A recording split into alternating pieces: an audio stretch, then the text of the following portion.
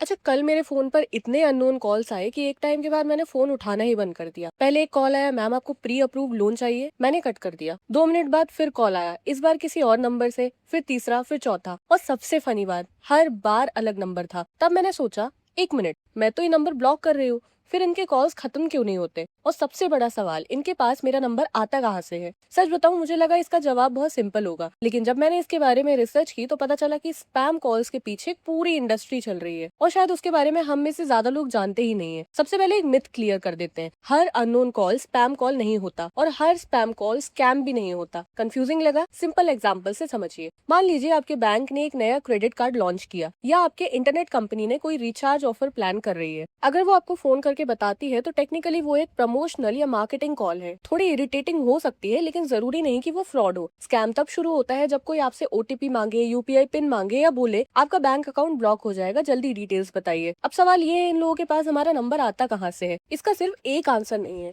कभी हम खुद अपना नंबर दे देते हैं, शॉपिंग ऐप डाउनलोड की, रेस्टोरेंट में बुकिंग की, लकी ड्रॉ का कूपन भरा, या किसी वेबसाइट पर साइन इन किया। हम बिना सोचे अपना नंबर हर जगह शेयर कर देते हैं, और जितना ज्यादा जगह नंबर जाता है उतने ही चांसेस बढ़ जाते हैं कि वो मार्केटिंग डेटाबेस का हिस्सा बन जाए। और कभी कभी डेटा लीक्स भी हो जाते हैं। आपने कई बार न्यूज में सुना ही होगा, कई कंपनीज का कस्टमर डेटा लीक हो गया। ऐसे केसेस में फोन नंबर गलत लोगों के हाथ में भी लग सकते हैं। अब आप सोच रहे होंगे, अगर ये इतना कॉमन है तो टेलीकॉम कंपनीज और गवर्नमेंट इन्हें रोक क्यों नहीं देती? यही सबसे इंटरेस्टिंग पार्ट है। सोचिए, अगर कोई चोर रोज नए कपड़े पहन कर आए, रोज नया नाम बताए और रोज नया फोन नंबर यूज करे, तो उसे पकड़ना कितना मुश्किल होगा। स्पैम कॉलर्स भी कुछ ऐसा ही करते हैं। एक नंबर ब्लॉक हुआ, दूसरा ले लिया, एक सिम बंद हुई, नई सिम एक्टिवेट कर ली। कई लोग इंटरनेट कॉलिंग का भी यूज करते हैं जहाँ असली नंबर दिखाई भी नहीं देता। और अब तो एआई की मदद से ऑटोमेटेड कॉल्स भी की जा रही है, जो एक साथ हजारों लोगों को कॉल कर सकते हैं। यानी टेक्नोलॉजी सिर्फ हमारे लिए एडवांस नहीं हुई, स्कैमर्स भी उसे उतनी ही तेजी से यूज कर रहे हैं। लेकिन इसका मतलब ये नहीं कि कोई एक्शन हो ही नहीं रहा है। इंडिया में टीआरएआई और टेलीकॉम कंपनी स्पैम कॉल को कम करने के लिए AI based filtering, call verification और सस्पिशियस नंबर को आइडेंटिफाई करने वाले सिस्टम पर काम कर रहे हैं। इसलिए आज कई बार फोन बजने से पहले ही स्क्रीन पर दिखने लगता है सस्पेक्टेड स्पैम।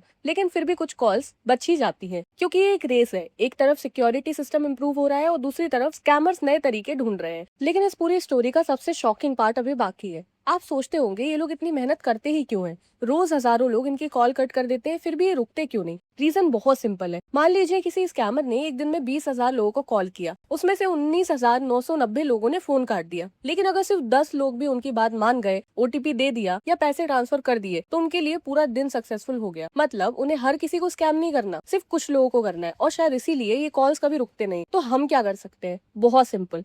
फोन पर कभी भी ओटीपी शेयर मत कीजिए, यूपीआई पिन कभी मत बताइए, बैंक डिटेल्स वेरीफाई किए बिना किसी को मत दीजिए, और अगर कोई सस्पिशियस लगे तो उसे ब्लॉक और रिपोर्ट जरूर कीजिए। क्योंकि टेक्नोलॉजी हमें बचाने की पूरी कोशिश कर सकती है, लेकिन सबसे पावरफुल सिक्योरिटी सिस्टम आज भी कोई ऐप नहीं, बल्कि हमारी अवेयरनेस है। और शायद इसीलिए अगली बार जब आपके फोन में अननोन नंबर से कॉल आए, तो सिर्फ ये मत सोचिए कि फिर से स्पैम कॉल आ गई। एक बार ये भी याद रखिए, उस कॉल के पीछे एक पूरा बिजनेस मॉडल काम कर रहा है, और उस बिजनेस मॉडल को रोकने का सबसे बड़ा तरीका है कि हम उसका शिकार ना बने।